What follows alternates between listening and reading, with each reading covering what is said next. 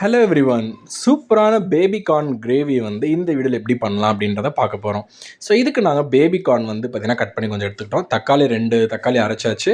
2 வெங்காயத்தை மீடியம் சைஸில் கட் பண்ணிட்டோம். தேவையான மசாலாஸ்லாம் வந்து பார்த்திங்கன்னா எடுத்து வச்சாச்சு. நம்ம ரெகுலராக போடுற மசாலாஸ் மட்டும்தான் இந்த வீடியோவில் நம்ம யூஸ் பண்ண போகிறோம். ஸோ வாங்க டேரெக்டாக நம்ம வீடியோக்குள்ளே போயிடலாம். ஸோ ஒரு கடாயில் ஒரு 2 டேபிள் ஸ்பூன் அளவுக்கு எண்ணெய் எடுத்துக்கலாம். எண்ணெய் நல்லா காஞ்சதுக்கு அப்புறமேட்டு ஸோ ஜீரகம் வந்து 1 ஸ்பூன் வந்து பார்த்திங்கன்னா போட்டுக்கலாம்.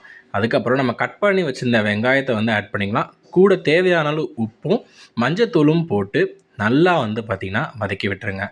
ஸோ நல்லா வதக்கி விட்டதுக்கு அப்புறமேட்டு அந்த ப்ரௌனிஷ் எசன்ஸ் வந்த உடனே தேவையான அளவுக்கு இஞ்சி பூண்டு பேஸ்ட் வந்து பார்த்திங்கன்னா நம்ம வந்து ஆட் பண்ணிக்கலாம். அது கூடவே 2 மீடியம் சைஸ் தக்காளியை நம்ம அரைச்சி வச்சுருந்ததை ஆட் பண்ணிக்கலாம்.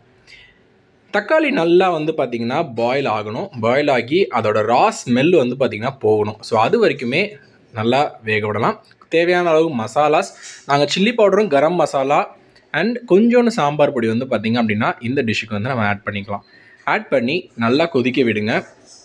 கொதிக்க விட்டதுக்கப்புறம் ஒரு சின்ன டம்ளர் அளவுக்கு தண்ணி, இது வந்து நாங்கள் 2 பேர் சாப்பிட்ற அளவுக்கு பண்ணுறோம். அண்ட் கூடவே வந்து தயிர் தேவையான அளவுக்கு ஆட் பண்ணிக்கலாம்.